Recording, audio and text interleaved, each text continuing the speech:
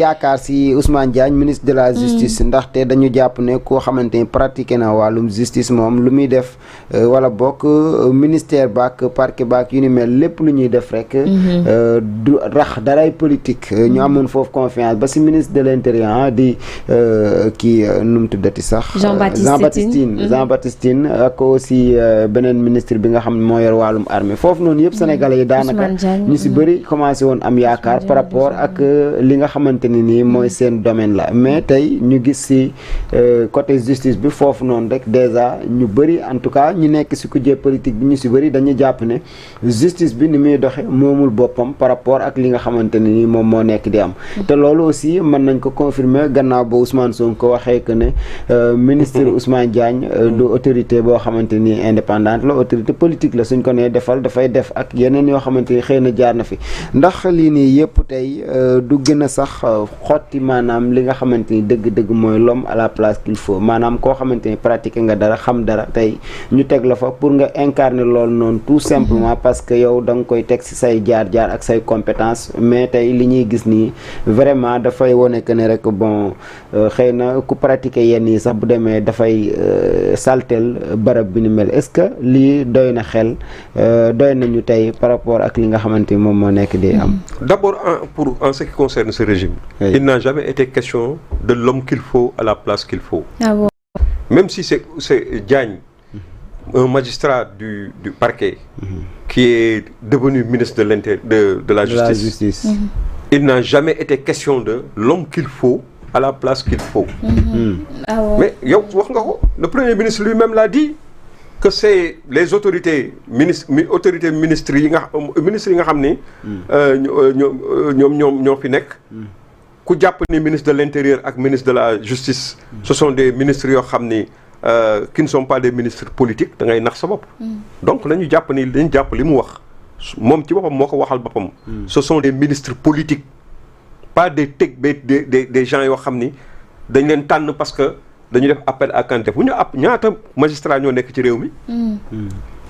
mais Ousmane Diagne quand même. waaw non c'est-à-dire moi je pars du postulat xam nga man baax na wala bon na.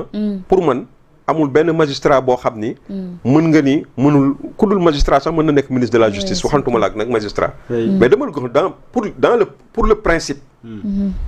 li nga wax l'homme qu'il faut à la place qu'il faut bu ñu war a ñoom ils n'ont appel à candidature ça n'a jamais eu lieu dans ce pays ñoom ñoo ko promettroon te ils ne l'ont pas fait ils ont manqué à leur promesse Ousmane Diagne c'est un recrue boo xam ne ñoom ñoo ko jëlal seen bopp pour des raisons qu'ils maîtrisent ñoom ci seen bopp ñoo xam la ñu seq ak Ousmane Diagne ba jël ko def ko seen ministre de la justice. mais rassurant woon na par rapport ak. moi ça ne m'a peut-être toi ça t'a rassuré. moi personnellement ça ne m'a jamais rassuré. Aucun d'entre eux, aucun ministre du gouvernement. ne me rassure moi personnellement. actuellement wala jamono jiñ koy. jamono bañ koy teg ba ñuy toll ci. parce que man pour man. la nga xam ne Ousmane Diagne moom lañ ko faire subir à l'Assemblée nationale.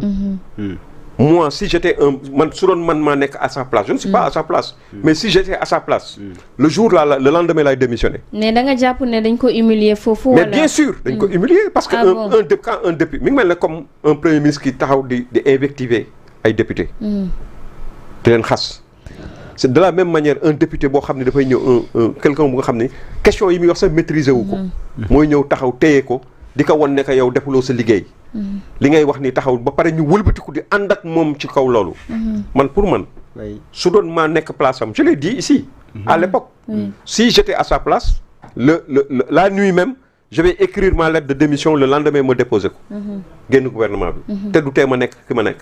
parce que li ma nekk. maa ko jàng ci école bi. toog ci jël sama ay short usé ko ci banc yi. ak samay pantalon ba yàlla jox ma li may jox may góorgóorlu ba toll fi ma toll kenn mënatu ko dindi ci àddina mais c'est que doomu aadama moo doy waar ensuite li am te wér mooy que ni mais pour daaneel ci loolu Ousmane Sonko moo ko waxal ba xam nee na ils ne sont pas libres man ba ma leen di sant ñu def yaa ko wax léegi yaa ni est-ce que Ousmane Sonko la mu waxoon ni du ministre nangam mais ministre politique la su ma ko santee sañul bañ. bu la kenn gëmloo ne. voilà autorité indépendant ku sañul bañ. wala Ndiaye nee na wala Ndiaye nee na ma daaneel foofu wala Ndiaye nee na ku sañu la bañ. sañ a nangu. quand on t'impose quelque chose quand par exemple celui ki nga xam ne moom mooy sa kilifa. nee na moom mën na la imposer loo xam ne mënoo ci rëcc. su la ko santee da nga koy def. loolu mooy sañuloo bañ. da ngay nangu. moo tax wolof di wax loolu.